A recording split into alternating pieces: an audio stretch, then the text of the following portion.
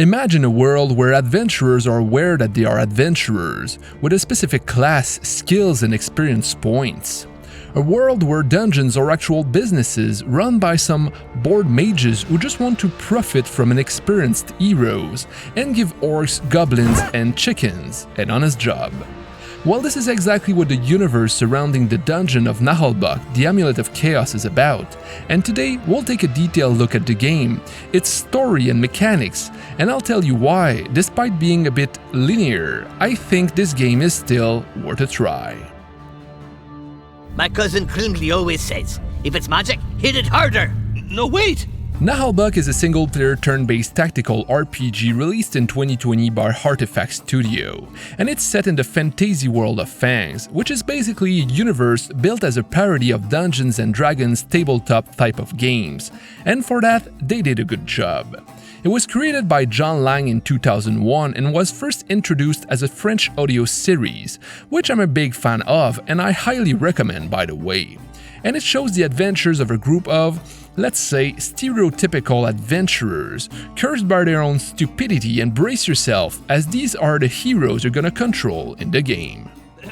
As I was saying, only a one-legged gnome shall open the gates of Naheulbeuk, and thus accomplish the prophecy. But what is this strange prophecy? No idea. We're only in it for the gold. That's why we came here. 8 adventurers, 7 fixed by the game and 1 that will join the party later on, from which you can choose between a priestess, a minstrel and a paladin, and unfortunately none of them can be customized, no choice of class or race, and even their names are already set, and that serves a specific purpose, as this game is first about the story on top of which a nice little RPG was built. And that story starts as you enter the famous Dungeon of Naheulbeuk to retrieve a strange statuette linked to a terrible prophecy. Although this is your main goal, this quest is put aside for the major part of the game as your clever heroes get rapidly tricked by an evil goblin. I mean, who would have thought goblins were evil? And this goblin will give you an amulet, an evil one per se, and from this point, your goal will basically be to try to get rid of the cursed artifact, which cannot be destroyed with an axe, as opposed to what dwarves commonly used to think. From there, the exploration of the dungeon starts and a nice tavern will become your main headquarters, where most of the quests and interactions will take place while you slowly discover the dark secrets behind the 7 floors of the dungeon, travel in mysterious libraries and spooky caves, while meeting strange folks and fighting many horrible creatures, as well as chickens, in a very humoristic environment. Not a minute passed in this game without a joke of some kind, or an inside quote about Lord of the Rings or D&D, and even the tiniest descriptions of spell have something funny attached to it. And be warned, as those jokes are not always for kids. Drink a potion to keep us from drinking. Magic is bullshit. Sure, the story is not the most complex one, and you might see things coming before they happen, but it stays true to the universe created by John Lang, and there are some good twists that will make you laugh, especially if you ever played Dungeons & Dragons. And don't worry, this establishment has the highest standard when it comes to salubrity. They're making progress towards the lair of the evil creature which could either bring them answers or seal their fates by splattering its den with their blood. What did he just say? Now, as the main story was enough to keep me hooked, I cannot say the same for the side quests, as some of them are nice, but most are just a go there and get me this because I'm too lazy to do it myself type of quest, and won't really alter the course of the main story or add anything of great importance to the lore. And at some point, the only reason why I did them was for the experience points given, as it is a substantial amount that eases the journey quite a lot. On top of that, there is nowhere in that game where I had a choice to make that changed anything story-wise, except maybe for the choice of the 8th member of the team, which will change a big part of the story, but still, it's more of a side quest that is longer than the other one, and that counts toward the linearity of the game I spoke earlier. Other than that, exploring the many halls and chambers is a fun experience, which varies from finding oddly looking chickens or collecting books to gain various bonuses, to solving important riddles to advance on your quest. Grom hates riddles, except the riddle of steel. Now you can see for yourself, but the graphics and overall level of detail was good enough for what I expected from this game, and I did get a little feeling of being lost in a dark and hostile dungeon at some point, which was nice for a cartoonish game like Naheulbeuk. And whether you are in a fight against ugly spiders or in the middle of the Oktoberfest, a well-suited soundtrack will follow the mood. And I liked how the heroes won't hesitate to do some small talk and discuss about surrounding things to keep you entertained. That is a long hallway. And because it can get a little annoying at some point, you can play with the frequency of those chit-chat in the menus, as well as muting the elf or the dwarf, for a reason that might become obvious. And hate those on the surface. I played the game in both its original language, which is French, as well as in English, and I still don't know which one I preferred. Both felt good and well written, though one thing to keep in mind if you already know the audio series is that the French adventurers' voices are not all the same as in the series, which bothers me quite a lot as I get so used to them over time. And I think that it's part of the reason why I didn't like the French version so much. Ouais, je vois le genre. Un groupe de 1, j'ai horreur des gens qui exagèrent. Not like any good adventure, the story and quests are just a pretext to venture into a dungeon, kill monsters, and loot as much gear and gold as possible, right? So let's see how to crush orcs and other creatures inside this game.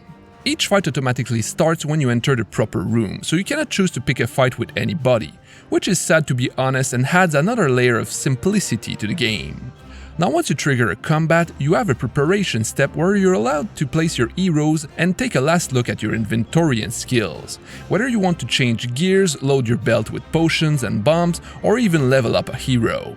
But once you hit that fight button, you won't be allowed to even open your inventory or look at your skills details, which is quite irritating when you just want to see how the dwarf absorbent beard passive works with beard tiles.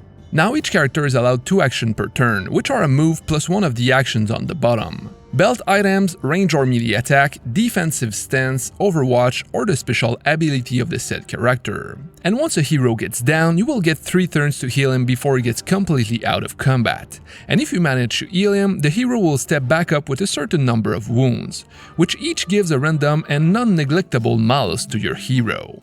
This system may seem a bit forgiving for players, but don't get me wrong, this game is not easy, especially if you play on Epic Quest or Xor's Nightmare difficulty, as in those levels, every detail will become important in combat. Starting with the position your hero faces at the end of their turn, which can lead to flanking or backstabbing, to the route they take to make sure to avoid opportunity attacks, or using the delay turn option to let the enemies waste their turn walking, or to combine a better attack or healing spell with other party members.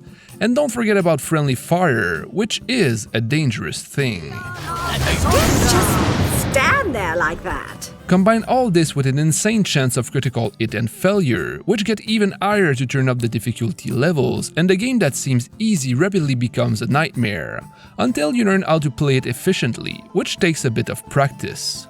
Then your choice of spells and abilities will start to become important, and for that you will have access to a skill tree that has a nice balance between simplicity and fun, but mostly simplistic, allowing you to choose your spells and combat tricks and then upgrade them to do more damage or add a variety of specific effects. From turning a small fireball into a larger one, or giving your bloodthirsty killer bunny the scared effect, to unlocking a skill that allows the ogre to throw the dwarfs across the screen. And feel free to try some builds as the respec cost is quite cheap. And while I was not lying about the simplicity of Naheulbeuk, I personally think there were enough options for me. Considering that we have 8 heroes to level up, with different skills and passive, it makes a lot to think about for a game of this size. The game also grants you with a variety of belt items, which varies from acid to chicken bombs all the way to normal healing potions. And with all that I just say, you might tell yourself that the combats look really fun in Naheulbeuk, and you're right to think so. But I cannot do this review without bringing one major problem this game have, and it's that the combat are way too long, and it gets worse as you progress in the game or if you increase the level of difficulty. It's easy to understand seeing the amount of members in your party, but on top of that, you have an AI that takes a really long time thinking about its action. And even with the close-up camera action turned off and the faster combat animations turned on, it's still a bit too long for my taste. But overall, I think the Dungeon of Naheulbeuk offers a great fighting experience if you are willing to put the time in it. The barbarian leveled up. The thief leveled up. Managing a party of 8 heroes, each with their inventory and gears, can rapidly become a chore, but I can assure you it is not one in Naheulbeuk, as this game has a shared inventory with a nice toolbar that will let you rapidly know who can equip each item, and if it needs a specific passive or not. Even for this character here that seems to be the dwarf. Hands off my gold, my precious gold! As for diversity in terms of items, it's unfortunately not that great. Weapons and armors are all locked to 1 or sometimes 2 characters, and only jewelry and belts can be equipped by anybody, so options are very limited. And pretty much every item you find will be better than what you have already equipped, and while having new gear is nice, I didn't feel that I was making any important choice when choosing it, just obviously choosing the new, better item. Oh, for me? Oh, thank you. Mwah!